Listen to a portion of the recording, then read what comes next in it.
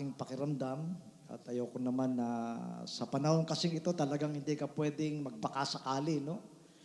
Kung gusto mong ingatan ang iyong kapwa at ingatan ng iyong sarili, mahirap po yung alatsamba. Kaya nag-decide na lang ako na wag makadalo nung nakaraang linggo. So ngayon pong umaga, napakahalaga po ng atin nung pag-aaralan mula sa mga salita ng Diyos. At sana po para mapakinabangan nating lahat ito ay ituon nating lahat ang ating isip, ang ating puso sa ating pong ginagawang pagsamba sa araw na ito. Tulungan tayong lahat ng Diyos, maging mabiyaya siya sa ating lahat upang nasa ang kalagayan man tayo ng ating spirituality ay maririnig natin ang tinig ng Panginoon. Manaming Diyos, salamat po sa iyong biyaya na kami po ay muli nagkaroon ng ganitong pagkakataon. Sama-sama sa isang layunin.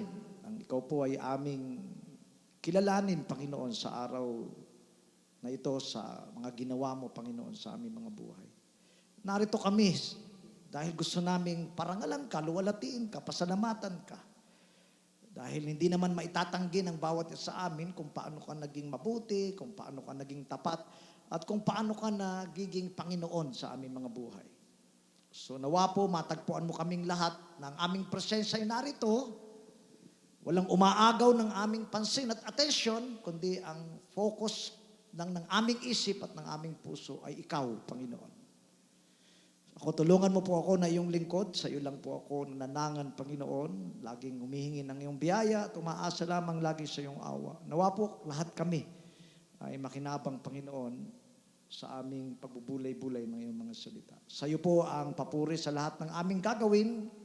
Sa pangalan po ni Jesus. Amen and amen. Palakpakan nga natin yung ating Panginoon. Gamitin natin yung ating kamay. Kasi alam po ninyo, may apat na bahagi ng ating katawan na siyang bibigyan natin ng pansin upang pag-usapan sa umagang ito. No? At ang isa po dyan, yung kamay, kaya hinayaan ko kaya ako kayo inutusan na ipalakpak natin yan sa Panginoon. At ang isa po ay yung tenga. Yung pangatlo ho, yung mata, at yung pang-apat po ay yung dila. No? Palagay ko, timing ito na pag-usapan natin yung apat na bahagi na yan ng ating katawan sa dahilang lalo na ngayon na nagsisimula na yung political climate, no, sa ating bansa dahil sa nalalapit na halalan. At alam ko namang may kanya-kanya kayo siyempre na napupusuan ninyo na gusto ninyong iboto at yun po ay karapatan ng bawat isa sa atin. No? Na dapat na igalang ng bawat isa kung sino man ang ginugusto ninyo na inyong ihalal. Subalit in line sa karapatang iyan, may mga pagkakataon, lalo na tayong mga Kristiyano, ay nadadala ng ating mga damdamin. Tuloy, nahahawa ho tayo doon sa paligid natin kung paano nila ini-express yung kanilang mga gusto. No? Tungkol dito sa mga tumatakbong ito sa bawat tungkulin sa atin ng bansa. So, apat na bahagi ng katawan. No? Pero bago natin yan puntahan, meron po akong nabasa na isang status ng isang pastor na naging kaklase ko sa Bible School. At yung pong nakalagay sa kanyang status na aking pong nabasa, ang sabi po niya,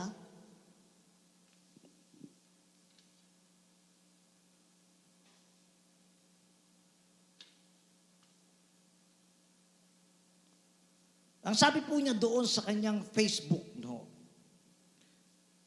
na kanyang impost, ang sabi po niya, maganda ang plano ng Diyos sa mga nagmamahal sa Kanya. End quote. No? Yun po ang sabi niya. Maganda ang plano ng Diyos sa mga nagmamahal sa Kanya. Sa biglang tingin, kung hindi po maayos yung ating nalalaman sa Biblia, mapapaamin ka. Mapapalike ka. At baka i-share mo pa yung status ng pastor. Kasi ang sabi niya, maganda ang plano ng Diyos sa mga nagmamahal sa Kanya. Alam niyo, hindi ko lang ho pinagpatulan dahil naging discipline ko na sa aking sarili, lalo na pag Facebook. Ayoko hong nagpapatul dyan. No? So nanahimik lang ako. Pero sa aking damdamin, nagtatanong ako at saka nag-iisip doon sa kanyang status. At ang naging tanong ko, ito nga ba ang buong katotohanan? Na ang Diyos, na maganda ang plano ng Diyos sa mga nagmamahal sa Kanya? Yun nga ba yung buong katotohanan? Alam niyo kung mag-iisip po tayo, lalo na doon sa mga sanay na sa mga salita ng Diyos, atin pong maiisip na yun po ay half truth. Hindi po yun buong katotohanan. Na maganda ang plano ng Diyos sa mga nagmamahal sa Kanya. Bakit? Sapagkat ang buong katotohanan, alam niyo kung ano, na nasa Biblia, ang buo pong katotohanan, maganda ang plano ng Diyos sa lahat ng tao, nagmamahal man o hindi sa Diyos. Yun po yung buong katotohanan.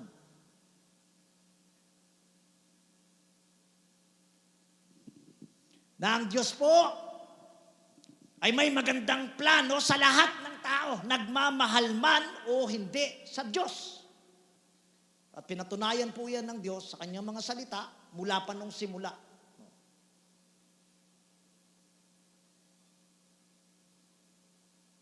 Siguro wala namang tao na hindi magdi-desire na maging blessed ang kanyang buhay o maging blessed o pinagpala ang kanyang buhay. Siguro lahat naman ng tao, no? Yun ang desire nila. Na ang buhay natin ay maging pinagpala ng Diyos.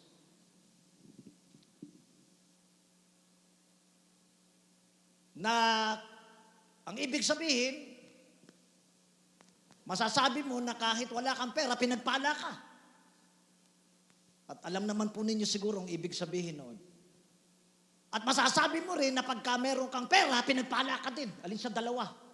Pwede mo naman talagang maranasan yung blessed life nang wala kang pera o nang may pera ka. Amen?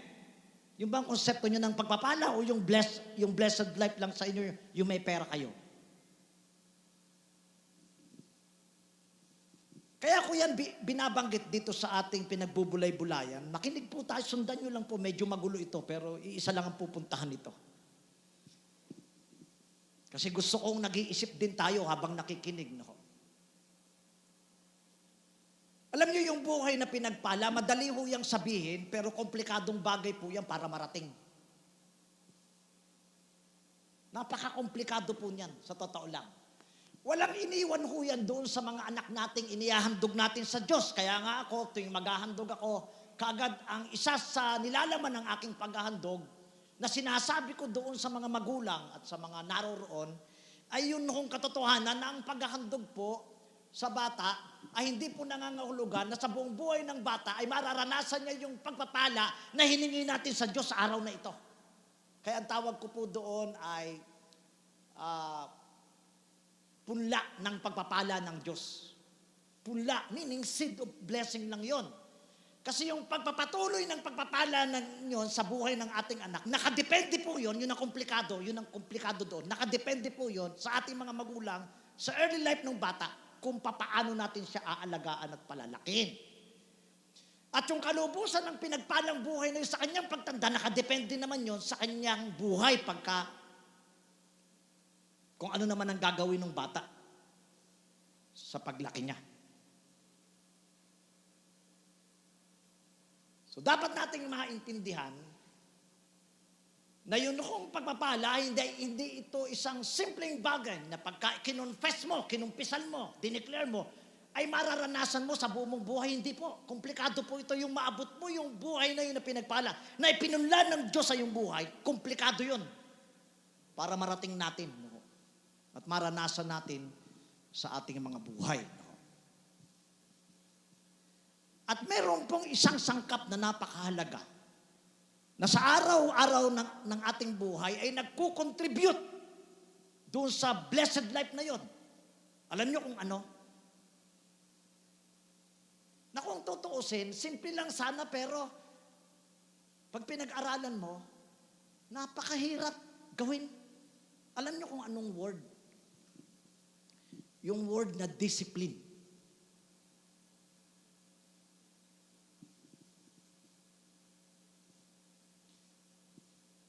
Pinapatunayan po ito ng mga nag-aaral, ng mga mahuhusay, mga dalubhasa sa ekonomiya, dalubhasa sa kabuhayan. Ang sabi nila, may mga mahalagang sangkap sa buhay para maging masagana ka, para marating mo yung gusto mong marating. At madalas sila itong ginagamit para mapukaw yung pansin ng mga tao, para maging mayaman ka, para maging milyonaryo ka. Ano yung mga mahalagang sangkap? Sabi ng mga dalubhasa sa ekonomiya, ang isa dyan yung decisiveness. Yung pangalawa dyan yung determination. At yung pangatlo, alam niyo, ito yung pinakamahirap, yung discipline.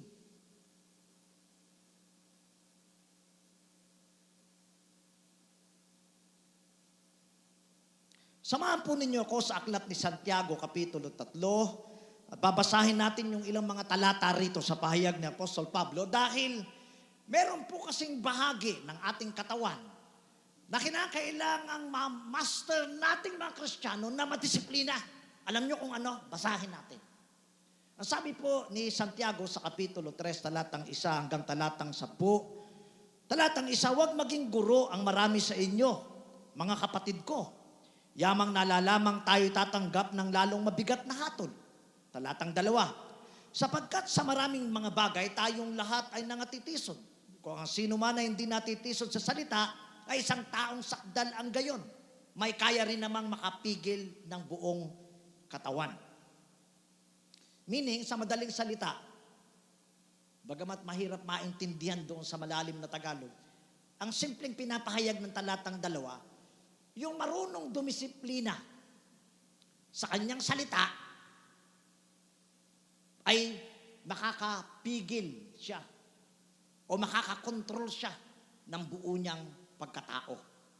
Talatang 3, kung ating ang inilalagay ang mga preno ng kabayo sa kanilang mga bibig upang tayo ay talimahin, ay ibinabaling din naman natin ang kanilang buong katawan. Talatang 4, narito ang mga barko o daong, bagamat lubang malalaki, ay itinutulak ng malalakas na hangin. Gayunmay sa pamamagitan ng isang lubang maliit na timon o ugit, ay napapabaling kung saan ibig ng taga-ugit. Gayon din naman ang dila, ay isang maliit na sangkap at nagpapalalo ng malalaking bagay. Narito kung gaano kalaking gubat ang pinag-aalab ng lubang maliit na apoy. At ang dilay, isang apoy. Ang sanlibutan ng kasamaan sa ating mga sangkap ay iba't ang dila na nakakahawa sa buong katawan at pinagniningas ang gulong ng katalagahan. At ang dilay pinagniningas ng impyerno. Sapagkat ang bawat uri ng mga hayop at mga ibon, ng mga nagsisiusad at mga bagay sa dagat ay pinaamo at napapaamo ng tao. Sabi ni Santiago, na siya naman talagang totoo, no? Nakakagulat nga ako makakita ng isang tigre. No? Nakapanood po ako sa Facebook, no? 2 kilalang politiko sa ating bansa na nag-aalaga ng tigre. Nahahawakan nila, nahihimas nila. Sipin nyo, buhaya, nakakita po ako ng buhaya na talagang nahihipo yung ulo, yung batok ng buhaya. At nakakita pa nga ako ng buhay, pinapasok yun ng trainer yung kanyang ulo, ibubukan niya yung bibig, papasok niya yung kanyang ulo. Hindi siya kinakagat. Yun ang sabi ni Santiago, may mga tao, maging dito sa ating lugar, nag-aalaga ng mga ahas. Yun ang kanilang pet. Sipin nyo yun. Tayo, makakita lang tayo ng ahas, talagang kinikilabutan na tayo. Sila inaalagaan nila. So, tama si Santiago, yung ang mababangis na hayop na papaamo ng tao, sabi niya. Dadapuat, ito mabigat. Dadapuat ang dila ay hindi napapaamo ng sinumang tao. Isang masamang hindi nagpapahinga na puno ng lasong nakamamatay. Siyang ating ipinagpupuri sa Panginoon at Ama at siyang ating ipinanglalait sa mga taong ginawang ayon sa larawan ng Diyos.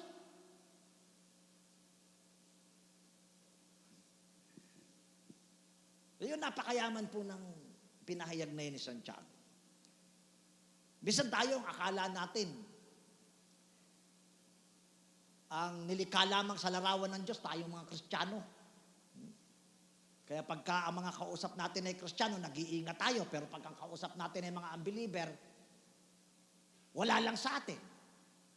Pagka po ang Kristiyano, di natin nakutya. Pero pag mga unbeliever, kinukutya natin. Samantalang ang sabi ni Santiago sa kanyang teolohiya, tingnan niyo sabi niya, siyang ating ipinagpupuri sa Panginoon at Ama at siyang ating ipinanglalait sa mga taong, hindi niya po sinabing sa mga Kristiyano, sa mga taong ginawang ayon sa larawan ng Diyos. So meaning, sa lahat ng tao pala ito, no? Sa bibig din lumalabas ang pagpupurit paglait. Mga kapatid ko, ang mga bagay na ito ay hindi nararapat magkagayon. Bakit ko po sinabi kanina sa pasimula na kung meron tayong dapat pag-ukulan ng pansin na bahagi ng ating katawan na may kinalaman sa pagpapala ng buhay. Alam niyo kung bakit? Sapagkat ito ho kasing pagsasalita sa pamamagitan ng dila. Ito po kasing pagsasalita. At ito po kasing pakikinig ay mga seryosong bagay na dapat po nating bigyan ng iba yung pag-iingat sa ating buhay. Na mukhang sa ating panahon, hindi lamang yung mga unbelievers, pati tayong mga believers, ay inaabuso natin yung mga bahaging yan ng ating katawan. Yung dila na ginagamit natin sa pagkasalita at yung tenga na ginagamit natin sa pakikinig. Kaya ko po nabanggit na 4 na bahagi. Alam niyo kung bakit? Ito kasi malaking pagkakaiba.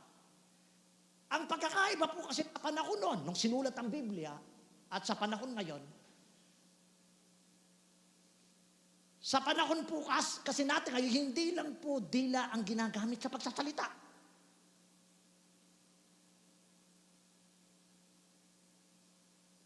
Nalalaman niyo po ba yun? Na sa ating panahon, ito masakit. Hindi lamang dila ang ginagamit ng mga tao ngayon sa ating panahon, bagkos ang ginagamit din nila sa pagsasalita ay mga kamay. At hindi lamang tenga ang ginagamit sa pakikinig, kundi kasama din yung mga mata. Kaya napakadelikado po ngayon sa ating panahon na mamuhay ng isang pinagpalang buhay dahil malaki ang kinalaman ng pagsasalita, ng pakikinig, ng pagsusulat, at ng pagtingin para maabot natin at maranasan talaga sa araw-araw ng ating buhay yung pinagpalang buhay.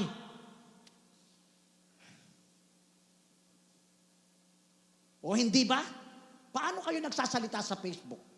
Sige nga, pag meron kayong gustong sabihin, ano ginagamit nyo? Bibig o kamay? Kamay.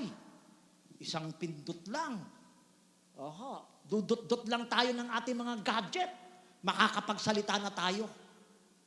At ang mabigat dyan, hindi lamang isa ang makakadinig ng inyong sinabi, Hindi lamang sa isang lugar, hindi lamang sa inyong komunidad, hindi lamang sa iglesia, kundi ang inyong audience, yung buong mundo.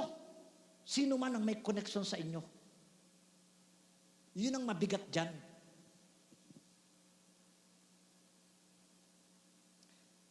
At pagka naman gusto nating makinig, ano naman ang ating ginagamit? Hindi po ba mga mata? Paano nyo napapakinggan yung mga sinasabi nila sa pamamagitan ng kamay sa Facebook? Hindi ba mata? Sa tuwing babasahin mo yung mga nakasulat diyan sa mga status ng kung sino man yung kanilang mga story, di ba madidinig mo yun sa pamamagitan ng iyong mata? Nakakarating sa'yo yung mensahe na sinasabi nila sa pamamagitan ng kanilang mga pagsulat.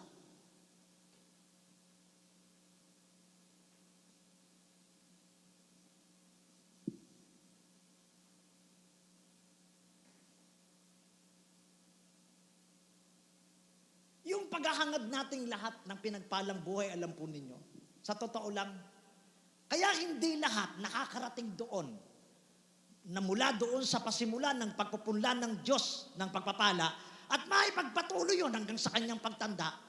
Alam nyo na, ang malaking factor doon ay yung po kasing kawalan natin ng disiplina. Saan? Sa paggamit ng ating dila, ng ating tenga, ng ating kamay at ng ating mata. Kasi it is proven na po sa siyensya, in fact, yung mga may naging pag-aaral, yung mga neurologist, natuklasan nila na meron daw hong bahagi sa ating utak na siyang kumukontrol ng lahat na magiging kilos natin. At ang tawag daw po doon sa bahaging yon ay speech center. Isang lugar na may kinalaman sa pagsasalita.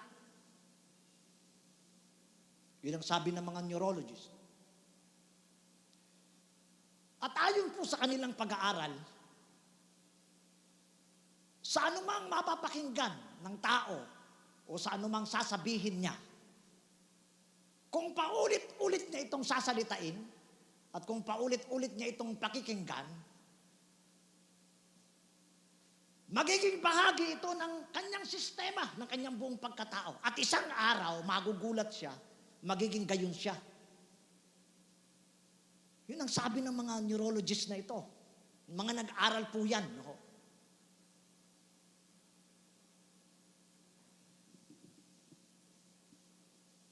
Kaya mabigat po yung battle natin sa panahong ito. Kasi early in the morning, at hindi lamang sa umagang-umaga, hanggang sa buong maghapon, bago matulog, ang kaharap natin na hindi natin malaman kung bakit yung Facebook na yan ay halos napakamakapangyarihan sa ating buhay na hindi maaaring hindi mo buksan. Sino ko rito sa buong maghapon di kayo nagbubukas ng Facebook? Meron. Alam ko namang meron yan. Siguro tatanungin nyo, paano nila yung nagagawa? Yung aking anak, hindi po yan nagbubukas ng Facebook, si Anel. May dahilan po siya doon. No? At maganda reason niya doon. Alam niyo kung paano niya yung nagagawa?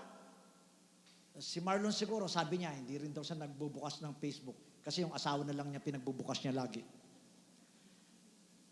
Alam niyo kung anong ginawa nun? Din-activate niya yung kanyang Facebook ng aking anak.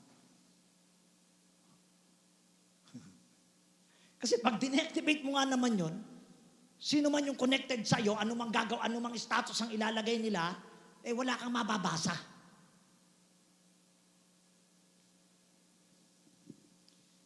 Diyan pa naman sa Facebook, mas marami dyan yung basura. Sa totoo lang. I-evaluate po ninyo yung mga posting sa Facebook. Araw-araw. Mas marami dyan yung basura. Mas marami dyan yung sisira ng iyong araw. Mas marami dyan yung makakatamlay. Makakainis.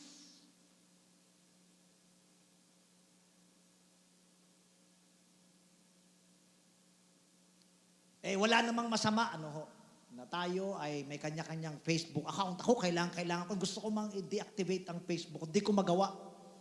Kasi yung connection sa akin ng maraming mga tao sa iba't ibang panig ng mundo, na doon lamang kami magkakaalaman ng nangyayari sa amin, hindi mo tuloy magawa. No? Alam nyo bang chichismisan ko kayo ngayon? Para ready kayo. Isang araw po magugulat kayo, wala ng Facebook, iba na pangalan yan. Narinig nyo na yung balitang yon? Kasi may bago na ko ngayong technology, ito mabigat, no? Na ini-introduce na. Noong, anong pangalan yun? Si ano ba yun? Si Mark, Zuckerberg. Hirap bigkasin, Parang lang yan, yung isang klase ng diet, pag binabanggit yun, ang tawag ko doon, entertainment diet. Anong tawag sa diet na yon? Kasi hindi ko talaga mabigkas, kasi entertainment diet. Anong klaseng diet yun? Yung magpapalipas ka ng mahabang pagitan ng pagkain, no? Di ba, no? Yun ang konsepto nun eh. Yung hindi ka kakain ng 3 beses, tapos kung magagawa mong 1 beses ka lang kakain, tapos pag kumain ka, todo mo na. Yun eh. Sa totoo lang, yun yung diet na wala kang iiwasan. Basta pag kumain ka, itodo mo na. Kaya lang, una't huli na yun. Magpapasting ka na ng mahabang oras para matunaw lahat ng kinain mo na yun, tapos kakain ka uli. Ang tawag po doon, entertainment fasting. Alam niyo kung bakit? Kasi marami sa mga nagpa-fasting sa simula lang. Entertainment lang.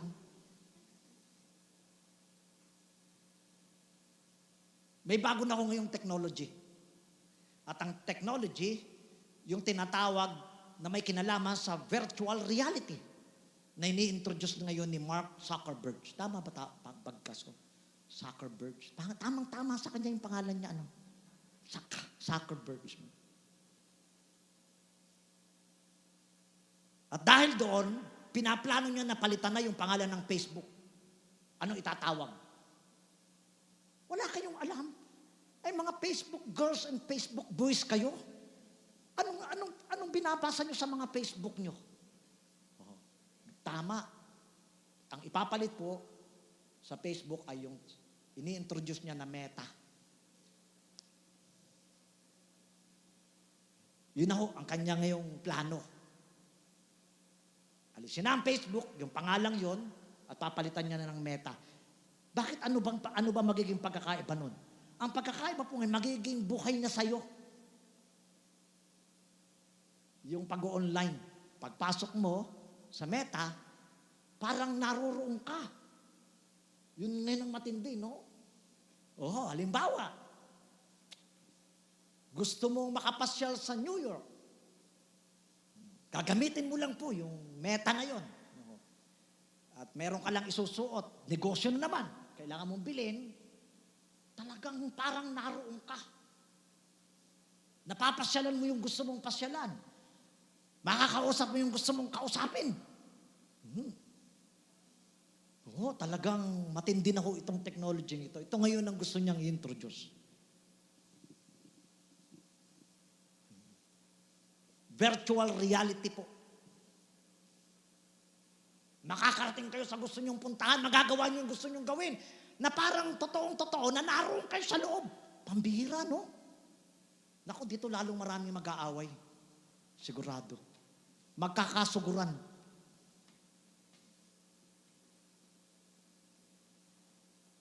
Yun po yung isa po sa aking chinichismis sa inyo ngayon. At ang pangalawa po,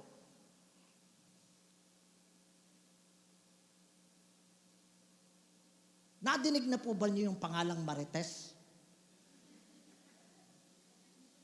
At Karen?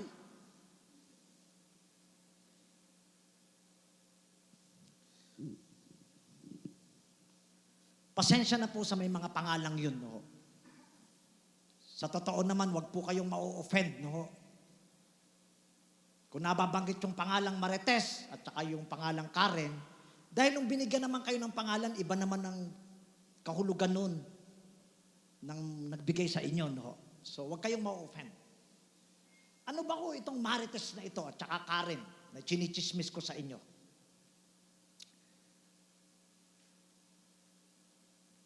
Ito kong Marites na ito at saka Karen, wala po itong iniwan doon sa mga salita ko bang pag sinabing chicha. Chicha. Alam niyo yung chicha? Yun po ay kapalit ng salitang na madalas gumagamit si Yorme, no? Chicha. Pag sinabing Sharon Cuneta, alam nyo na kung ibig sabihin nun. No? Yung salitang Marites at saka yung salitang Karen, ang ibig pong sabihin yan, yung Marites, ang pinakasaktong kahulugan yan, pag ginamit yan, ang ibig sabihin, chismosa o chismoso. Pagka sinabihan kang ikaw, Marites ka, alam nyo kung anong ibig sabihin nun? Ang ibig sabihin nun, maaaring chismoso ka kung lalaki o chismosa kung babae ka.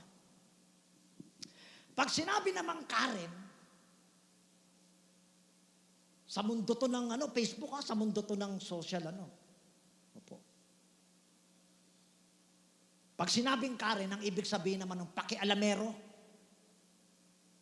Yung hindi mo naman hinihingan ng payo, bigla kang papayuhan. Yung hindi mo naman siya hindi mo naman siya pinapahintulutang makikialam. Intrimitida ba? Ay, nako, hindi ko alam, no? Follower ba kayo ni Thinking Pinoy, ni TP? Hindi nyo kilala si TP, no? Samantalang hindi ako mahilig mag-Facebook, pero makakilala ko yung mga taong yan. Hindi nyo kilala si TP, si Thinking Pinoy? Ganon. Alam nyo si Thinking Pinoy, meron niyang vlog sa Facebook na ngayon, in connection with election, ang pamagat niya doon sa kanyang vlog, Marites 2021. Ay, Marites 2022, in connection sa 22 election. At doon, marami siyang chinichismis doon. At ang paraan ng kanyang pagka-Marites doon, analytical, ina-analyze niya lahat. Pag may pangyayaring bago sa politika, i-analyze niya yun. At may mga pagkakataon, pinapanood ko siya. Kasi lalawak ang isip mo, Hindi ka magiging close-minded. Sikat na sikat ngayon yung dalawang pangalang yan. Yung pangalang Marites at saka yung pangalang Karen. At huwag na huwag kayong papayag na isang araw ay matawag kayong Marites o matawag kayong Karen. Mga asawang lalaki, alam nyo na gagawin, no? Pag dakdak ng dakdak yung asawa natin, oy, Marites, migil ka. Pag mapakialam, sa mga ginagawa natin, oy, Karen.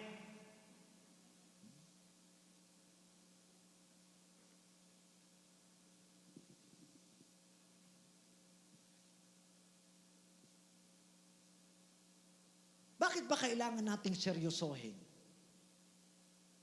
itong ating dila, kamay, tenga, at mga mata na siya nating ginagamit sa pakikinig at pagsasalita? Alam niyo kung bakit? At hindi talaga magkakamali ang Biblia. Sa natuklasan ng mga neurologists, na ayon sa kanila, kapag daw ang isang bagay ay paulit-ulit mong sinasabi, at kapag ang isang bagay ay paulit-ulit mong naririnig, isang araw, papasok yan sa buong mong sistema at sa iyong pagkatao, at magiging gayong ka.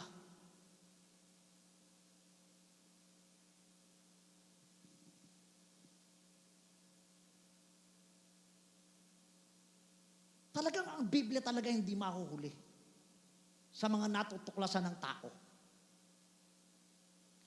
Sapagkat may sinasabi po kasi sa mga salita ng Diyos doon po sa Kawikaan. Sa Proverbs chapter 18 verse 21, na kaya natin dapat seryosohin ang ating pagsasalita at pakikinig ay dahil ang sabi ng Biblia, life and death are in the power of your tongue.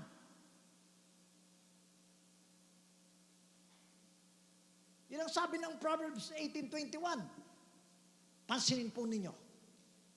Death and life are in the power of the tongue. Ito mabigat eh. Tama ang neurologist eh. And they that love it shall eat the fruit thereof.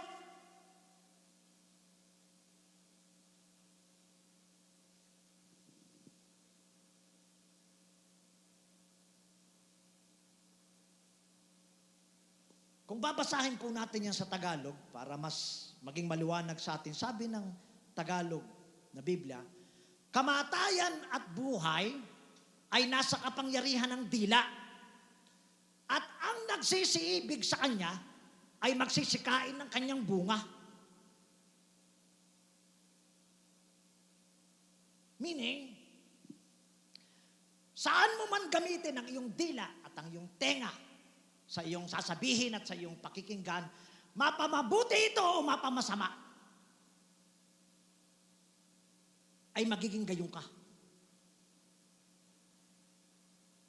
Nakuha nyo? Kung gusto mo ng masamang resulta sa iyong buhay, gamitin mo ang iyong dila at gamitin mo ang iyong tenga, kasi hindi, mahirap kasi itong paghiwalayin dahil kapag nagsalita, may mapapakinggan. Kaya lagi kong pinagdidikit yung dalawa. Pag ang ating dila, ang ating pagsasalita at ang ating pakikinig ay ginamit natin sa masama, sabi ng Biblia, ang nagsisiibig doon ay magsisikain ng kanyang bunga.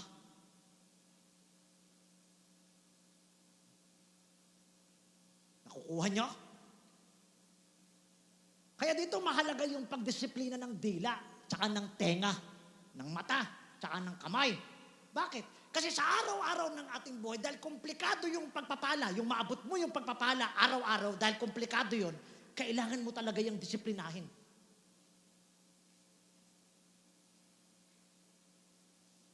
Kung gusto mong maging maganda araw mo sa maghapon, kailangan mong disiplinahin ng iyong dila sa mga sasabihin mo at kailangan mo rin disiplinahin ng iyong tenga sa pakikinggan mo.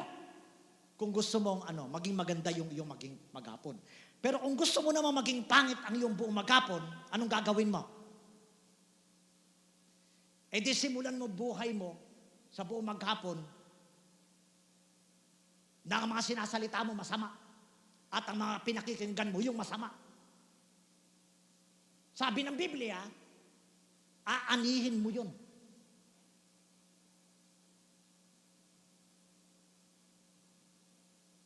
At yan din yung sinasabi nung ating teksto doon sa talatang 2 ni Santiago, sa James chapter 3 verse 2, pakinggan po nyo, ganyan din ang sinasabi, sapagkat sa maraming mga bagay tayong lahat ay nangatitison. Kung ang sino man ay hindi natitison sa salita ay isang taong sakdal, ang gayon, may kaya rin namang makapigil ng buong katawan. So meaning, meron lang talaga tayong dapat disiplinahin. Alin yung ating dila, yun ang sabi niya. Bakit? Kasi pag nadisiplina natin yung salita, yung pinanggagalingan ng salita, at yun yung dila, madidisiplina yung buong katawan. Hindi, no? Kaya pinapatunayan ng talatang yan na may kakayahang kontrolin ng dila ang buhay ng tao, na may kakayahang kontrolin ng salita ang buhay ng tao, na kung makukontrol lamang ng tao ang kanyang bibig o yung kanyang mga sinasabi, tiyak na makukontrol din niya ang kanyang sarili sa kung ano magiging siya.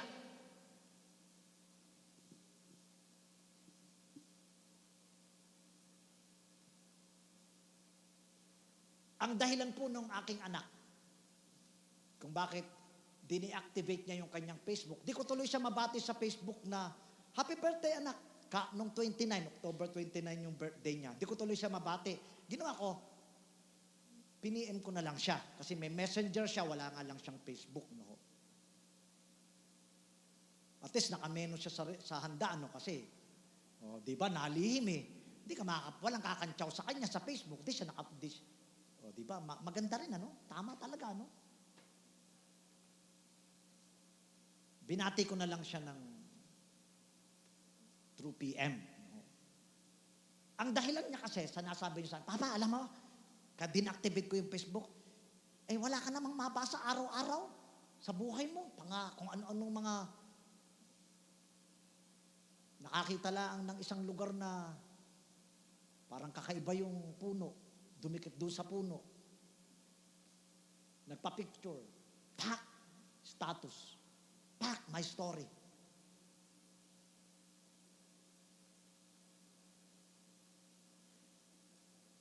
Pumunta sa isang resto, umorder ng isang pagkain, pinicturean yung pagkain, pak, status, my story. Nag-walking, nagpa-picture habang nag-walking, pak, my story, status. Nag-jogging, wala na yatang ginawa ang tao ngayon. No. Bawat kibot, bawat galaw. Tapos, kung mga friends mo nga naman silang lahat, no, pagising mo ng umaga, yun ang makikita mo. Ito pang mabigat dyan sa Facebook. Kahit nga hindi mo friends yung nag-status, friends mo Lumilitaw pa din Ako nagugulat ka. Hindi ko na makakukaya. Sino ba ako itong lumilitaw na to? Yung pala, friends mo ng friends, nag-click siya doon. Araw-araw yan. Tapos, may mga status pa, no, na ganito. May maglalagay ng status. By picture or by letter. Tapos, may mababalitaan ka mag-PPM. Nakataas ang kilay nung nag-PM sa'yo. May iniisip na masama doon sa nag-status.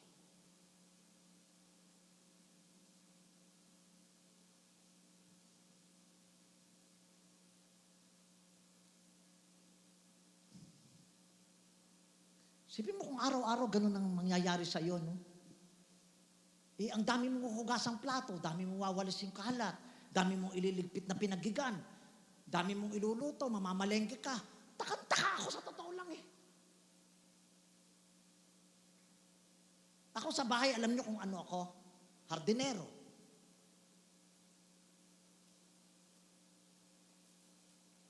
Ako yung hardinero sa bahay, tagalinis, tagaluto, tagapalengke. Since the beginning, no? Dahil nakasanayan ko na yan sa aking buhay, naging disiplina ko na, ayoko nakakakita ng kalat. Pag may wawalasin, magwawalis ako. Ako ngayong umaga, naglinis po ako. Almost 1.5 hours ako naglilinis.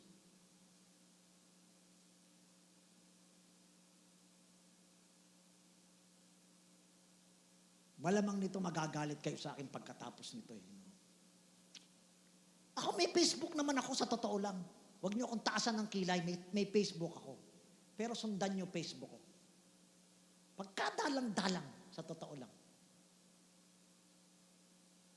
At kung maglalagay ako, gusto ko yung papakinabangan.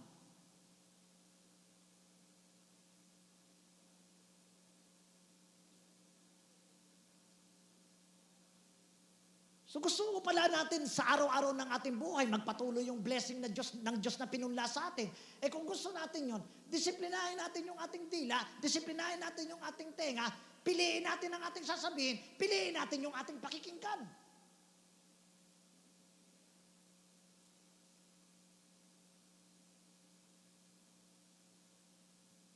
Sapagkat napakaliwanag po dito sa ating binasa sa Biblia, na ang kamatayan at buhay ay nakasalalay saan? Sa dila.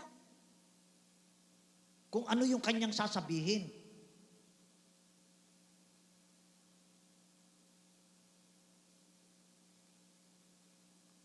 At para patunayan sa atin ng Biblia na napakaseryosong bagay nito, na dapat nating seryosohin lahat, alam nyo, gumamit ng mga halimbawa si Santiago diyan sa dila. Una niyang halimbawa, yung kabayo. Doon sa talatang 3 hanggang talatang 5. Ang sabi ni Santiago, kung ating ngang inilalagay ang mga preno ng kabayo sa kanilang mga bibig upang tayo'y talimahin, ay binabaling din naman natin ang kanilang buong katawan. Yung daw kabayo, pag gusto mo raw siyang mapasunod, sa kaliwa, kanan, diretso, nilalagyan ng ng tali sa bibig.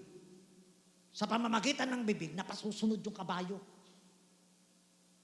Meaning, ayon kay Santiago, ang dila maliit. Napakaliit lang kasi ng tali kumpara sa kabayo. Pero kaya niyang kontrolin. Maliit, pero malakas sumatak. No? Yun ang sabi ni Santiago. Yan daw ang dila, para daw ko yung lubid sa kabayo, na pag inilagay sa bibig, sabi niya, napakalakas sumatak. Hatakin mo sa kaliwa, susunod yung kabayo. Hatakin mo sa kanan, susunod yung kabayo. Ala siyang magagawa. Ang lakas makahatak. Sa totoo lang. No?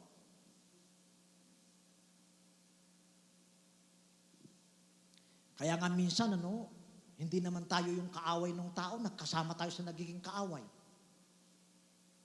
Lakas o makahatak. Na ipipihi tayo sa kaliwa, na ipipihi tayo sa kanan.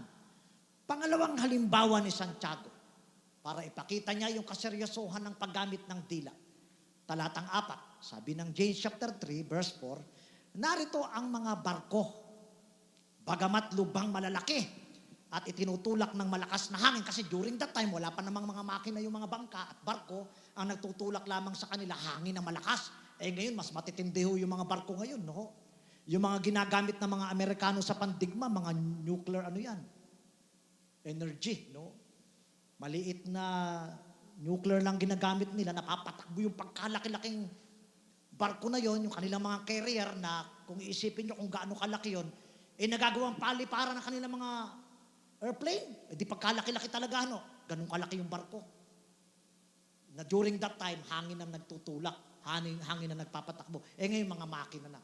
Sabi ni Santiago, sa pamamagitan lamang ng maliit na timon, kasi sa ating dito sa Orion, tawag dyan timon. Yung ugit, tawag sa atin dyan timon. At alam na mga mangingisda yan. Isang maliit na pirasong planchadong yero o stainless, ang liit-liit lang yan, tas ang laki ng bangka, nakokontrol ng timon. Naging maninimon din kasi ako, kasi lumaki din ako sa dagat, marunong ako mamangka. Pagkakanan yan, tutulak mo. Tutulak mo yung kawayan na nakakabit doon sa timon. Kanan yan. Pagkakabigin mo yan, tutulak yan sa kaliwa. At sumusunod, magtataka kayo. Imagine yung pagkalaki-laki ng barko. Ang liit lang ng timon nun, pagtinignan nyo, ang liit lang ng timon na yun, yung kumukontrol ng left, right, diretso na yun, nakukontrol yung buong barko. Sabi ni Santiago, ito daw dila, gayon. Maliit, ngunit kayang kumontrol.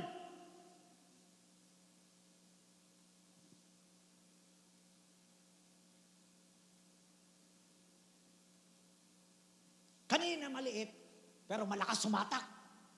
Ngayon naman, maliit, ngunit kayang kumontrol.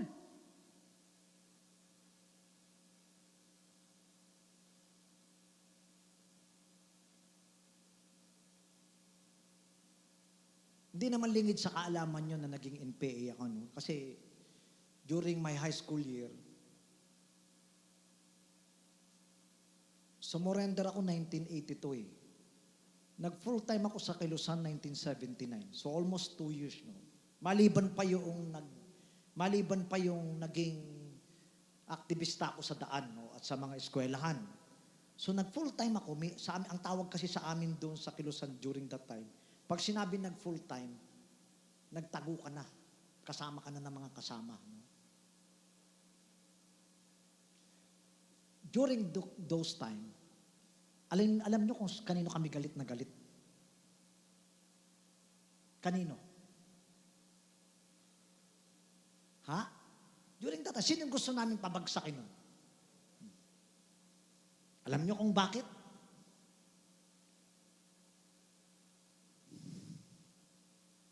At dito ko talaga nakita yung lakas ng dila para kontrolin ng tao.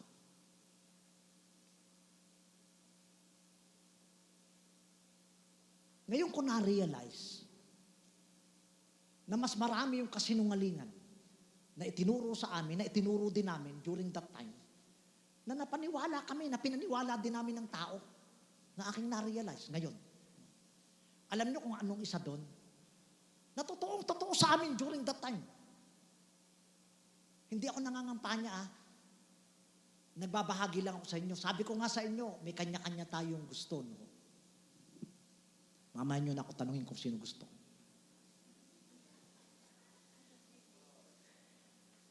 Alam nyo, napaniwala kami during that time na si Bongbong Marcos, hindi na yan ang tunay na Bongbong Marcos, namatay na yun.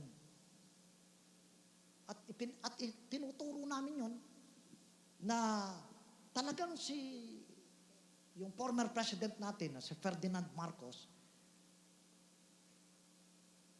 niloloko talaga tayo niyan kasi yung anak nga niyan, di na yan si Bongbong eh. Ako during that time, paniwala ako doon. Walang pag-alinlangan. Kasi nasa gawaing pampolitika ako, alam niyo kung anong trabaho ko, nasa kadre ako ng partido during that time. Nasa gawaing pampolitika, nasa political work kami yung kumukumbinsi sa mga tao na suportahan ninyo ang komunismo, na kailangan sumanib kayo, samahan nyo kami sa pakikipaglaban kasi ito yung nangyayari sa bansa. At isa nga doon sa kasinungalingan pala na hindi namin alam na nakontrol yung aming mga isip. Nakala namin totoo. Kasi Bongbong Marcos patay na.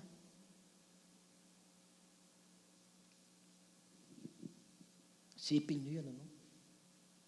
Ang tindi ng salita, no?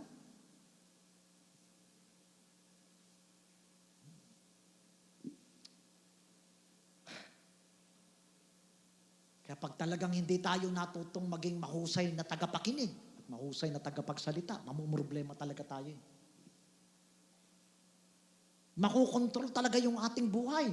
Kaya tayo mga magulang, mahalaga din na sa ating pag-aalaga ng ating mga anak, ay maging maayos yung mga gagamitin nating pagsasalita sa kanila.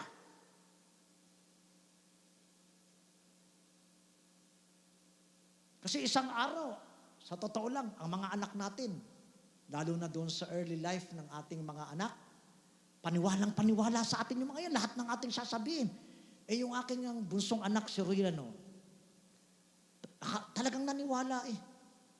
Nung yung LGBTQ, ano ba yun? LGBTQ, ano ba tawag? Mahirap talagang mga-COVID eh, sa totoo lang. Daming tamong letra, nakakalimutan ko.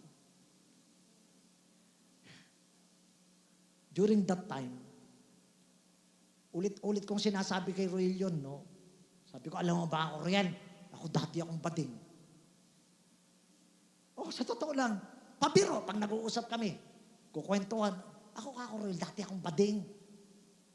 Alam niyo, isang araw nilapitan ako, Papa, totoo bading ka? Sipin niyo yun. Ang tindi, no, ng salita.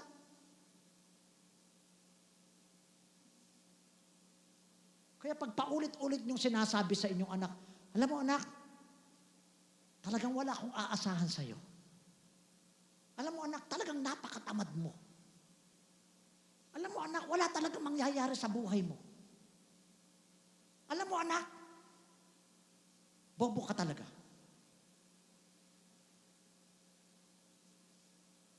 Pag paulit-ulit yan, na maririnig ng ating anak, yung lang maging maingay yung bahay natin araw-araw, at yun ang makikita ng ating mga anak, sigawan tayo ng sigawan, away tayo ng away, sa loob ng bahay. Alam nyo, minsan akala nila yun yung normal eh. Kasi paulit-ulit na ganun eh. Tapos gusto nating umasa na maging maayos ang ating anak, pero yung narinig naman nila sa atin ang paulit-ulit,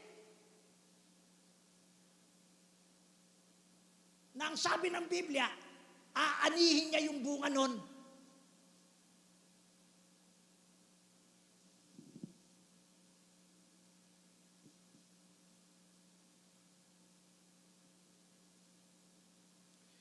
Paano, Pastor, napakatigas naman kasi ng ulo, Pastor paano ba naman, Pastor, ako makapagpipigil, napakagala. Napakatamad, anong gagawin ko? Sasabihin ko, alam mo anak, tamad nga, sipag-sipag mo.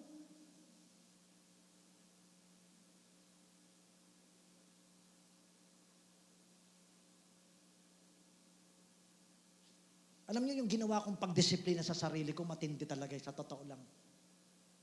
Sa buong buhay ko hanggang ngayon, dinidisiplina ko sarili ko. At ang isang mabisang paraan na ginamit ko para makapagpatuloy ako sa pagdisiplina ko sa aking sarili, lalo na sa pagsasalita, yung bang ibinabalik ko yung aking sarili sa panahon ko. Na marami sa atin, hindi natin yun magawa. Tanungin ko kayo, kayo ba nung panahon nyo, nung dalaga kayo, nung binata kayo, o nung high school kayo, o nung elementary kayo, katitino nyo? Sige nga, sino rito yung sasabihin niya, ako, pastor, ako, napakatino ko nung anak. O sabihin nyo yan sa mga anak nyo, anak, ikaw, huwag kang tamad kasi nung ako'y nasa edad mo, hindi ako tamad, anak. Ha, huwag kang palagala kasi nung nasa edad mo ako, hindi ako palagala.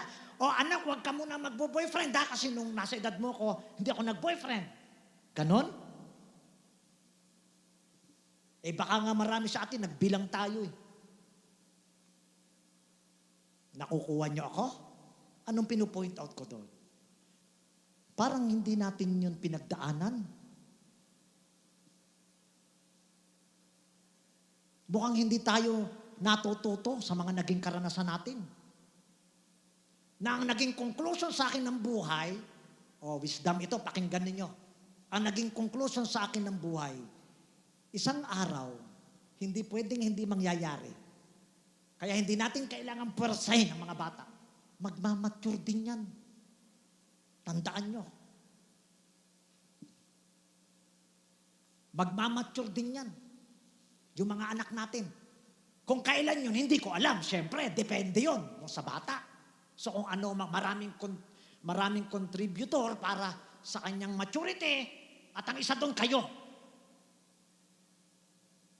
Nakasama-sama nila. Magmamature din po yun. At napatunayan niya ng kasaysayan sa inyo, sa akin, sa ating lahat. Na mga dati tayong irresponsable. Di ba? Na mga dati tayong irresponsable. Noong mga kabataan natin, gala din tayo ng gala. Noong mga kabataan din natin, nagdadabog din tayo sa ating mga magulang. Noong mga kabataan din natin, puro kalingas-ngasan tayo. O di ba, dumating isang araw sa ating buhay, anumang edad yun sa bawat isa sa atin, nag-mature din tayo, naging responsable din tayo. Siyempre, yung mga kasabayan nating irresponsable hanggang ngayon, hintayin ninyo. Hintayin ninyo. Bagamat may mga mababagal, darating din yun sa kanyang buhay. Kung makamatayan nyo, na hindi pa rin nag-irresponsable, huwag kayong mag-alala. Yung mga nabubuhay pa, na nakasama niya, makikita nila yun.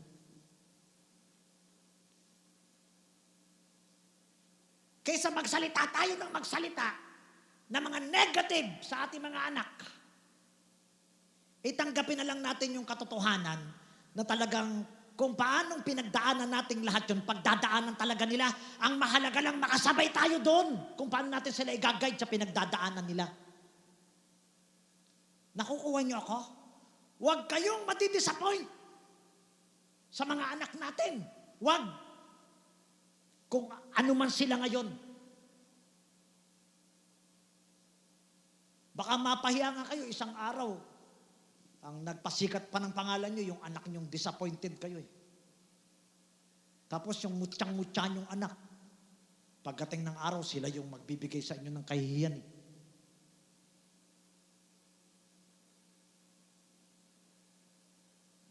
Ako naiintindihan ko naman kung bakit nagkakaganyan tayo sa ating pakikitungo sa mga bata, lalo na sa pagsasalita. Minsan kasi kadalasan ang pressure ng ating buhay, yung sasabihin ng ibang tao. Ang pressure kasi ng ating buhay, yung mga nakakakilala sa atin. Ang pressure kasi ng ating buhay, para bagang ayaw nating mapapahiya. Alam nyo ba yung mga taong yun, walang pakialam sa inyo yun?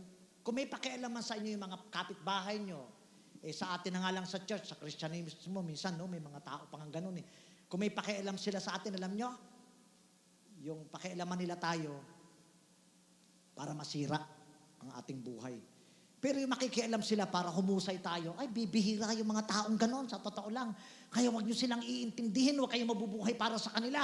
Tingnan ninyo ang inyong family, tingnan ninyo ang inyong tahanan, at gumawa kayo sa inyong karanasan na mga karunungan na magagamit ninyo. Na magabayan yung ating mga anak saan man tumatakbo yung kanilang buhay.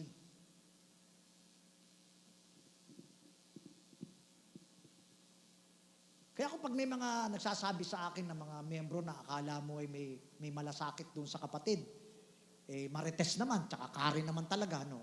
Karen lang, tsaka Marites. Akala mo may malasakit. Ano mo, Pastor, alam niyo po ba na si ganito, yung anak ni ganito po, ganito po. Alam niyo sa akin, ang response, ano?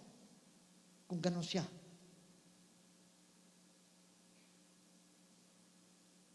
Ano? Sige nga. May nagwalang anak. Ano kung nagwala siya?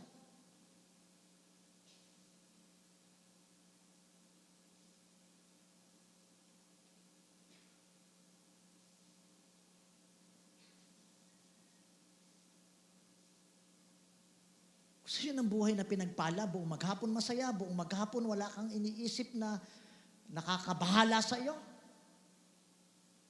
Ayusin natin yung ating pagsasalita. Ayusin natin yung ating mga pakikinig. Ayusin natin yung ating mga isinusulat. Ayusin natin yung ating mga binabasa. Kasi yung dilang yan, na may kinalaman sa pakikinig at pagsasalita, tandaan po ninyo, maliit yan, pero may kakayahang kumontrol. Pangatlo,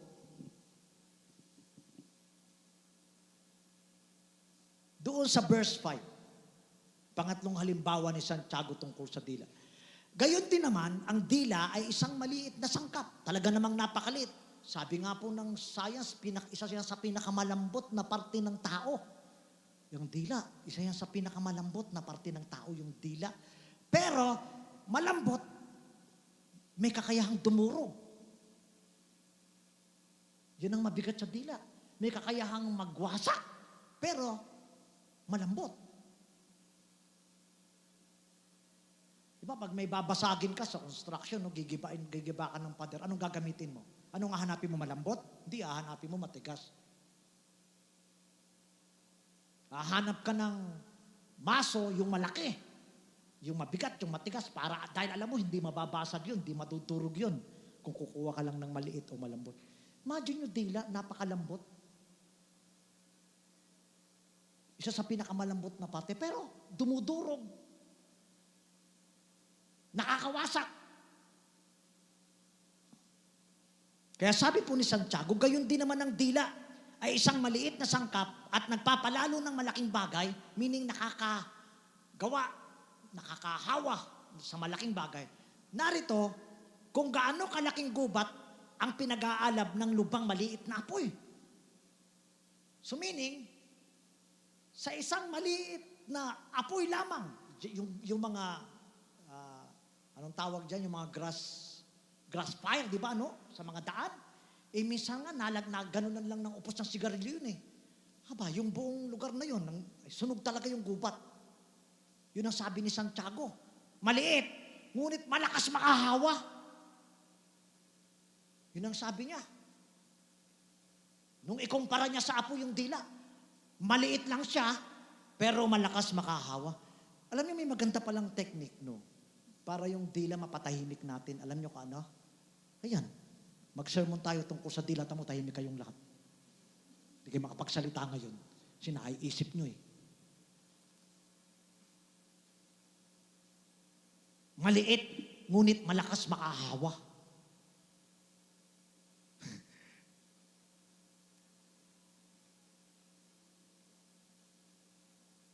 Sa realidad pa naman ng buhay, ito masama. Alam nyo kung ano masama?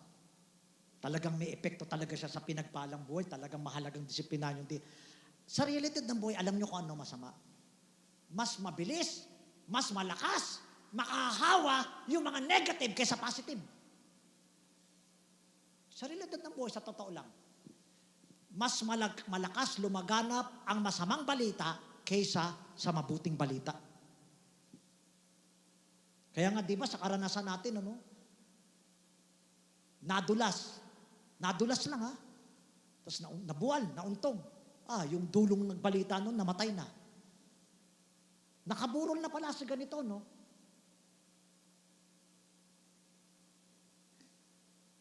Ngayon nga, tingnan nyo yung tindi ng kasamaan, kaya mahirap mamatay sa ating panahon ngayon. Pag namatay ka ngayon, alam mo, kahit namatay ka lamang sa sakit na halimbawang di ka nagising, no?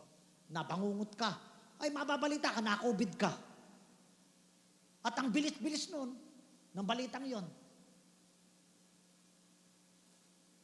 Ang masama sa realidad ng buhay, ang bilis-bilis makahawa ng masamang balita kaysa mabuting balita.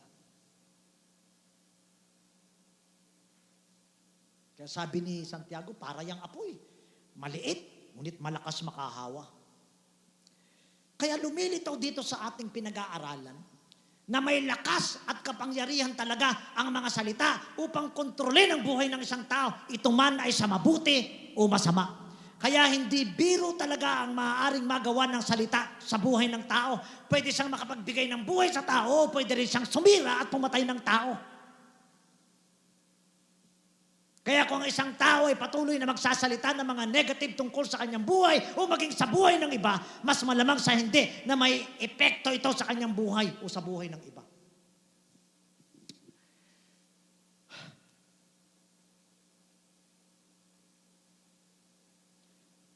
Kaya mahalagang nakokontrol natin ang ating mga bibig. Piliin natin ang ating mga sinasabi. Tiyakin natin ang lumalabas sa ating bibig ay yung nakakalakas at nakakatibay ng pananampalataya.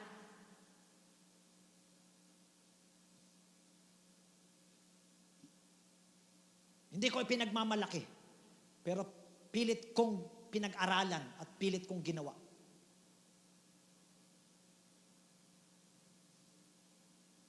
Hindi ko naman sinasabi na lahat ng aking ginawa ay tama at walang mali. Inaamin ko naman sa mahabang panahon ng aking pamumuhay, hindi lamang sa paglilingkod. Marami naman din talagang kamali ang kang nagagawa. Pero hindi ibig sabihin noon na lahat ng iyong ginawa mali. Alam niyo bang sa mahabang panahon, lalo na sa paglilingkod bilang pastor, biktima ako niyan. Biktima ako niyan sa totoo lang. Na para bang lahat ng ginawa mo mali. Hindi ako magbibigay sa inyo ng halimbawa. Baka maging marites tayo at saka karing lahat dito eh. Sa totoo lang. Ako, kasama ng aking buong family, sa buong panahon ng aming paglilingkod. Para bagang pagka mayroong taong nagalit sa iyo, Kristiyano pa man din, parang wala ka nang nagawang tama. Lahat mali na. Alam niyo kung di ko dinisiplina yung sarili ko, matagal na tayo magkakahiwalay. Itong church na ito, matagal na itong divided. Sa totoo lang. Kasi kahit po gaano ko kalukong pastor, kahit pa sabihin ninyong ayaw na ayaw niyo sa akin ng aking ugali, may naniniwala sa akin. Pag umalis ako, o kung umalis ako during that time at nag-decide ako, maghiwa-hiwalay na tayo, may sasama sa akin. Pero hindi ko yung ginawa. At hindi ako nagsalita. Sa totoo lang. Dinisiplina ko yung aking sarili. At salamat sa Diyos. Natutunan din yan ng aking mga anak. Sa totoo lang, yung aking mga anak, pag siyempre kami nagkukwento, kami mga magkakasama. Wala. Yung panganay kong anak, yung wisdom niya, pag minsan magtatanong sa akin, Papa, bakit ang mga tao, pati yung pinapakailaman nila? Yung hindi sa amin na yung nakakabasa kasi siya minsan, nakakarinig siya. Sabi niya, dapat laging limited sila doon. Kung ano lang yung, magkaibigan kayo, o di magkaibigan kayo, anumang negative, dayaan mo lang yung mga negative na yun, magkaibigan kayo eh. Alam mo, natutuwa ako sa kanila. Si Ruel din, wala siyang pakialam sa mundo. Si Ruel, yung anak ko, papasalamat ako sa mga anak ko na yun, sa totoo lang eh. Sa totoo, hindi ko naman yan siguro. Isipin niya, Pastor, baka naman everyday binabasahan mo ng Biblia. Hindi ho, kayo ang madalas kong binabasahan ng Biblia. Para makita nyo lang, kasi sa totoo lang, yung bibig talaga ang mahalaga. Siguro, nakikita nila yun sa amin. Araw-araw ako, ng aking asawa, na hindi kami kumikibo, na hindi kami lumalaban, na hindi kami nagsasalita, kung mag-uusap kami lang. Siguro nakita nila yun, kaya ang nangyari, ganun din na sila.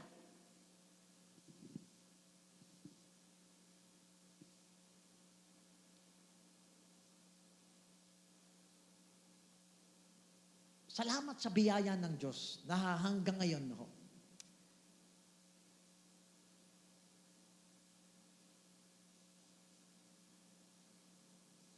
May kumpare nga ako, sa totoo lang, sabi niya, alam mo, Pastor, kumpare ko to, unbeliever ito.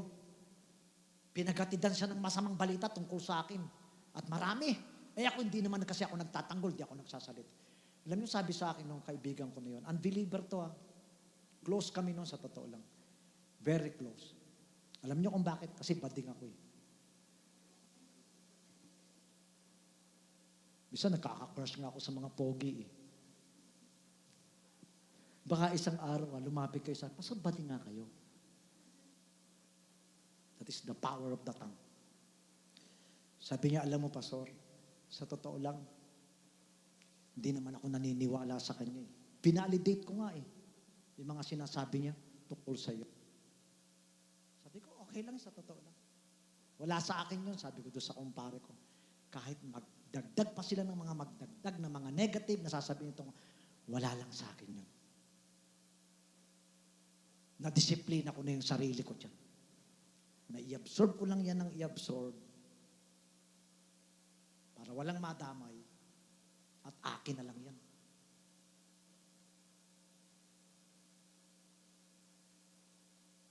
That is the power of the tongue. Imagine nyo kung hindi yun marunong, yung kumpare ko, at kung di ako kilala nun, ay isa na rin yun. Na malamang, nagagalit sa akin. Kaya nga during the time, alam nyo kung lalaban lang talaga, kung lalaban lang ako. Nakarapatan ko naman, pero hindi ko ginawa. Sa disiplina ko sa Biblia. Kung magdidemanda ako, pagkukonvict. Alam nyo, may mga testigo ko eh, na nagsusumbong sa akin. Pero hindi ko pinagpatulan. Bakit? Sa disiplina ko sa Biblia.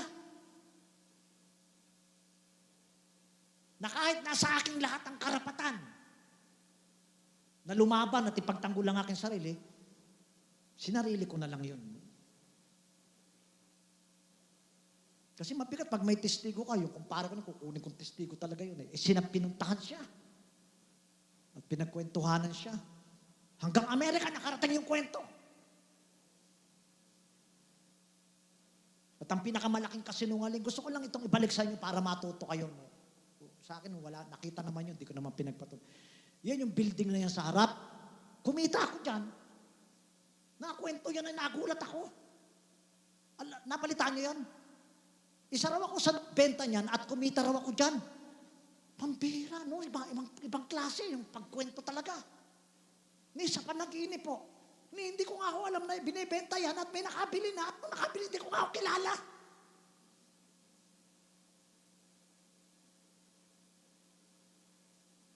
Sipin yung kwento yun, ha? At ang kasama ko ron na nagbenta niyan, na-commit din, si Kuya Ami, dalawa kami.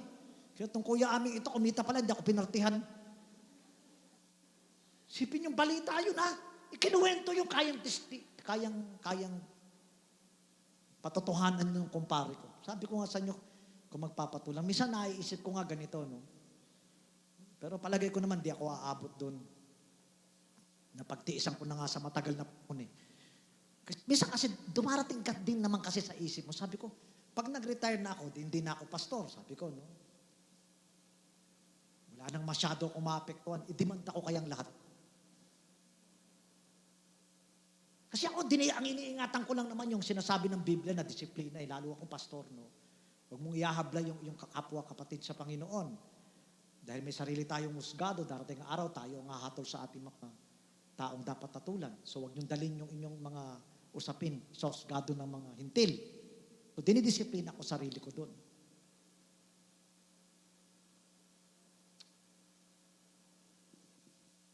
Napakalakas talaga niyang makahawa. Para talaga yung apoy. Kakalat. At pag kumalat, makakasunog talaga ng tao. Ng buhay ng tao. Kaya nga sabi ko sa inyo, mahalagang nakokontrol natin ang ating mga bibig. Kailangan madisiplina talaga natin ang ating mga bibig. Piliin natin ang ating mga sinasabi.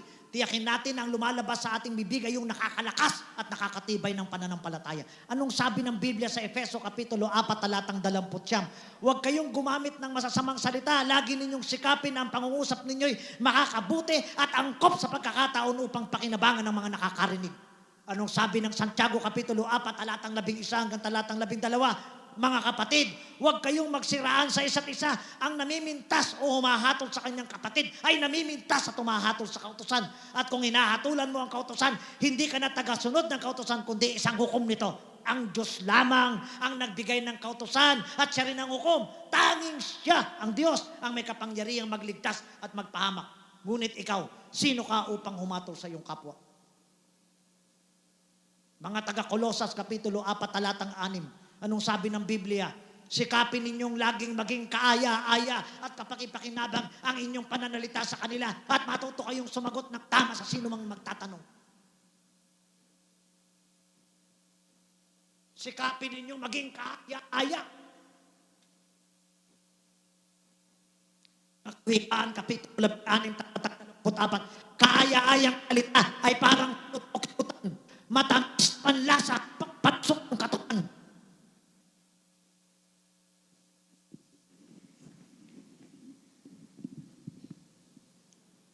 Kaya nga sabi ko sa inyo, may matinding epekto talaga sa ating pang-araw-araw na buhay. Yung ating narinig at yung ating sinasalita. Sipin yung sabi ng Biblia, pang palusog ng katawan. Parang pulot-pukyutan. Kaya kung hindi tayo mamimili ng ating pinakikinggan at kung hindi tayo mamimili ng ating mga sinasabi, lagi kang manlulupaypay, lagi kang manghihina, lagi kang lulugulugo, lagi kang parang may sakit. Pero kapag marunong tayong makinig at marunong tayong magsalita at pinipili natin ang ating sasabihin at ang mga lumalabas sa ating bibigay, yung mga kaaya-aya, yung mabubuting bagay, alam nyo kung ano mangyayari? Lulusog ka, lalakas ka.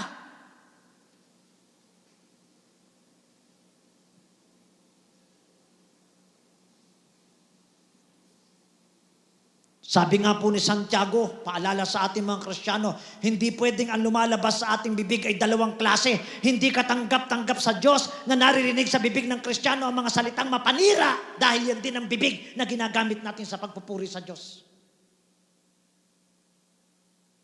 Talatang 10 ng ating teksto, sa bibig din lumalabas ang pagpupurit, paglait. Mga kapatid ko, ang mga bagay na ito ay hindi nararapat magkagayot. Kaya mag-ingat tayo sa mga lumalabas sa ating bibig sapagkat sa bibig din tayo makikilala ng mga tao. Alam nyo yung mga Marites at saka yung mga Karen, huwag silang natutuwa. Baka akala nila sa kanilang paninira ng kanilang kapwa, yung kapwa nila yung sinisira. Hindi, sa totoo lang.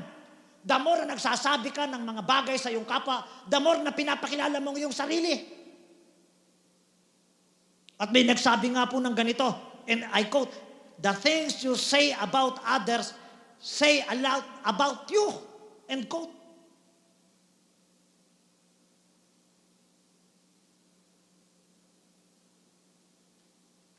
Meaning kung ano sinasabi mo tungkol sa ibang tao, yun ang nagpapakilala sa iyo. Anong sabi ng Biblia sa Matthew chapter 12 verse 34 to 35? Lahi ng mga ulupong, paano kayo makapagsasabi ng mabubuting bagay, gayo kayo masasama? Kung ano ang nag-uumapaw sa puso, ang siyang sinasabi ng bibig. Mabuti ang sinasabi ng mabuting tao sapagkat puno ng kabutihan ng kanyang puso. Masama ang sinasabi ng masamang tao sapagkat puno ng kasamaan ng kanyang puso. Kaya kapag ang naririnig natin sa isang tao ay puro negative, puro bad words, iwasan ninyo sila. Huwag kayong matutuwa sa kanila. Dahil tiyak puno ng kasamaan ng puso ng taong yon. Mahahawahan lamang kayo ng mga yon. Kaya nga pag sa Facebook meron kayong friend na puro negative ang mga pinupost, alam nyo kung ano solusyon? Gusto nyo malaman kung ano yung pinakatamang solusyon? I-unfriend ninyo. Basta hindi sisigla buhay ninyo, basta hindi magiging maayos ang kondisyon ninyo, basta pag negative ang magiging epekto, isang pindot lang, gamitin nyo ang inyong kapangyarihan, iyan friend ninyo, hayaan nyo ma-offend. Sa totoo lang, hindi nyo talaga sa tunay na friend. Amen? Bakit kayo matatakot na iyan friend yung mga taong yun? Eh sa ginagawa niya nga sa inyo, pinapatunayan niya hindi niya kayo friend.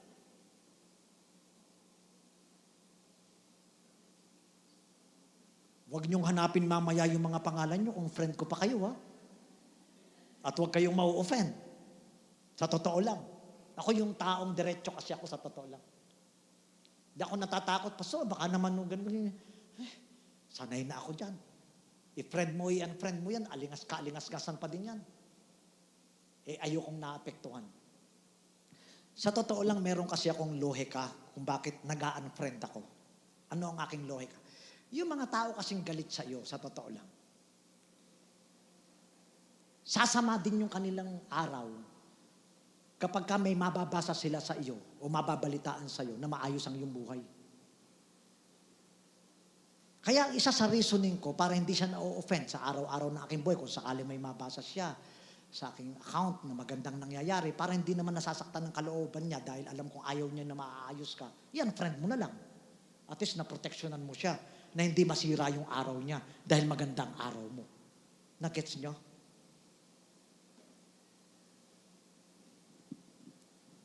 Malamang to titignan ninyo kung... Kasi madaling makita, no? At doon sa mga Marites at saka sa mga Karen, naku, may mga pangalan kayong titignan doon. Sino kaya yung mga friends si Pastor? Nakikita, di ba? Ano? Pak! Ha? Ganon? Di ba friend niya to? Oh, hindi na pala niya friend.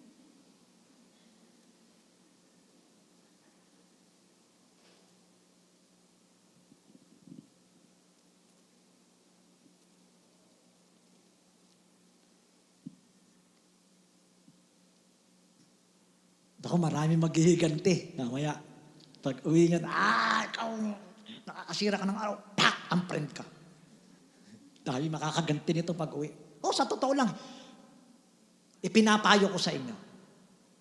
Yun ang pinakamaganda niyong magagawa. Alam niyo kung ba't kung masunurin kayo sa Biblia, pinakamaganda niyong magagawa. Kasi ang sabi ng Kawikaan, Kapitulo 13, talatang 20, ang nakikisama sa may unawa ay magiging matalino, ngunit ang kasama ng mangmang ay masusong sa gulo.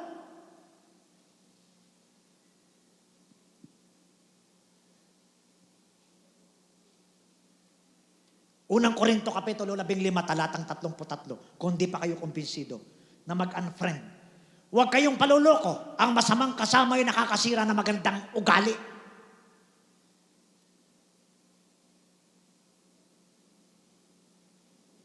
Mahal nyo ba ang inyong sarili? Kung mahal po ninyo ang inyong sarili, layuan nyo sila, iwasan nyo sila. Huwag kayong makikisama sa kanila. Yun ang sabi ng Biblia. Di ba Pastor, ang Christianized naman nun? Alam niyo, sa totoo lang, mas spiritual pa tayo sa Biblia minsan. Mas spiritual. Pastor, hindi ho ba, parang hindi naman tayo spiritual kung iiwasan natin sila, kung i-unfriend ko sila, kung di ako makikisama sa kanila. Alam niyo, mas banal pa kayo kaysa sa Diyos, sa totoo lang. Sinasabi na nga ng Diyos Huwag kayong makikisama sa kanila. Siyempre, iba na kasi yung konteksto sa ating panahon. Kasi magkakalayo tayo through Facebook. Pero sa totoo lang, pag connected ka doon, kasama mo siya araw-araw. Kasama mo siya sa totoo lang. Every time na magpupost yun, mababasa mo yun. Kung saan pumunta yun, makikita mo yun. Magkasama kayo talaga, araw-araw. Every time na bubuksan mo. Di connected kayo.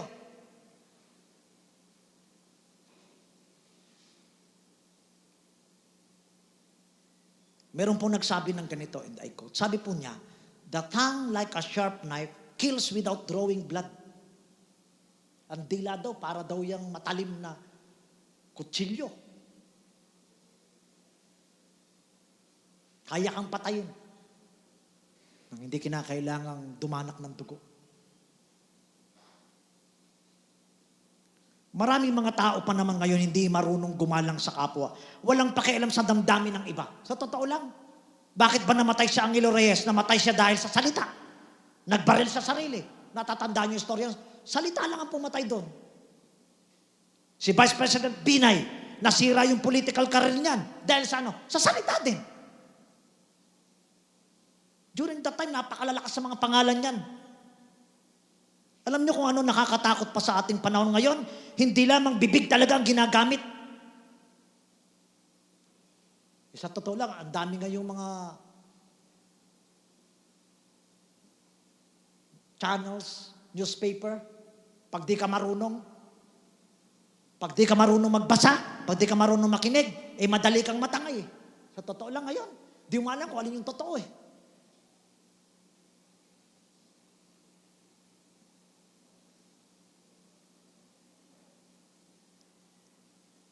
Ako, may sinusundan ako, ang galing ng tao may makinig.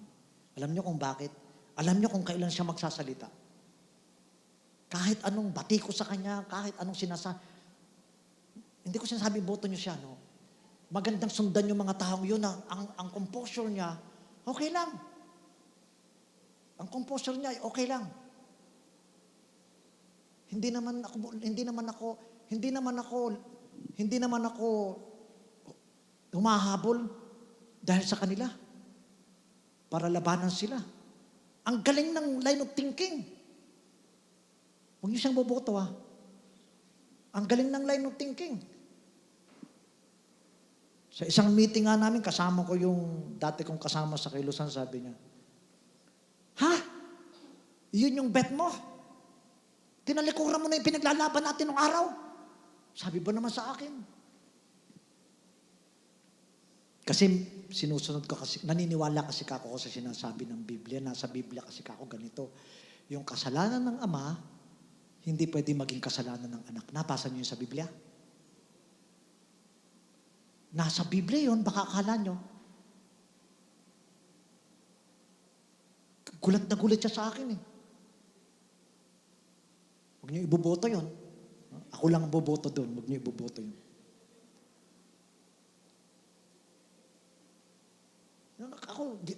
Kailan nyo, ako, sa totoo lang, sa buong buhay natin ng pagkasama, pag eleksyon ng pag-uusapan, may narinig ba kayo sa akin dito sa stage sa kinampanya ko sa inyo?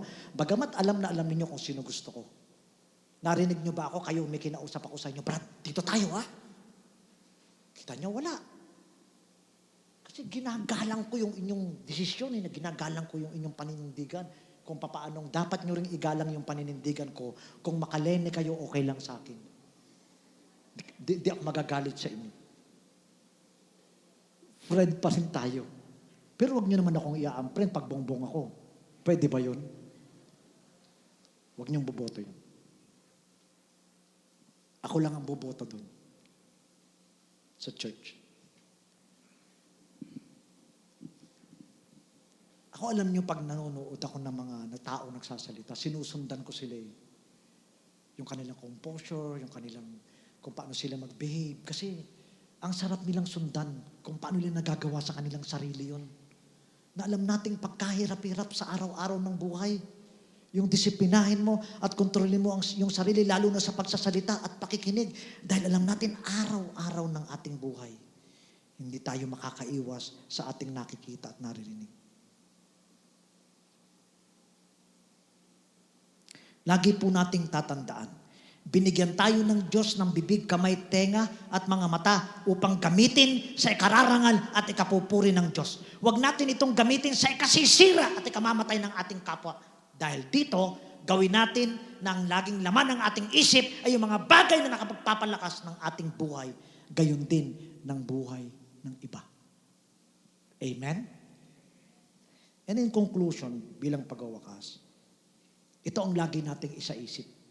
Sabi ng Biblia sa Pilipos Kapitulo 4, talatang 8, kung gusto nating itong lumabas sa ating bibig, bilang pagtatapos, mga kapatid, dapat maging laman ng inyong isip ang mga bagay na karapat-dapat at kapuri-puri. Mga bagay na totoo, marangal at matuwid, umalinis, kaibig-ibig, at kagalang-galang. Yun ang ating laging isaisip. At titiyakin ko sa inyo, mararanasan natin araw-araw ang pinagpalang buhay sa panahon ng walang pera at sa panahon ng may pera. Na pwede palang maging masaya ang buhay araw-araw kahit kapos o kulang. Na kung papaanong pwede rin pala talagang maging masaya ang buhay sa panahon ng meron ka at sagana. At yun ang pinakamasarap na buhay. Na pagising mo ng umaga hanggang sa bago ka matulog, kalmadong-kalmado ka. Walang masyadong stress, very light ang lahat. Kahit alam mo na napakabigat ng buhay sa araw-araw. Ang sekreto, disiplinahin ng dila, disiplinahin ng tenga, disiplinahin yung kamay, at disiplinahin ng mga mata. At sasaya ang ating buhay. Amen? Ama namin Diyos, salamat po sa iyong biyaya sa amin ngayong umaga. Mabigat po ang laban namin sa araw-araw ng buhay, Panginoon.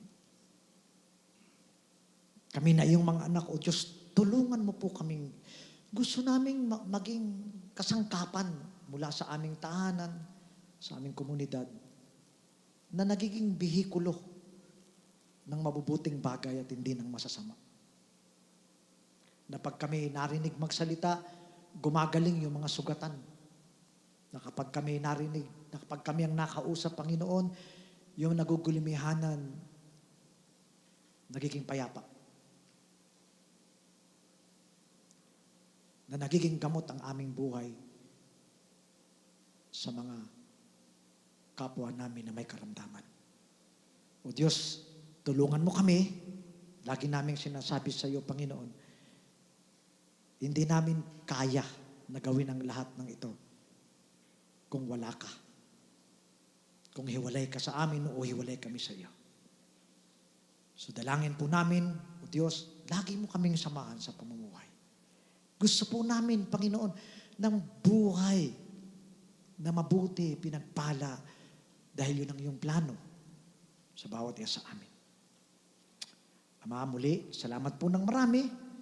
Sa iyo po ang papuri at kaluwalhatian. Sa pangalan ni Jesus, Amen and Amen.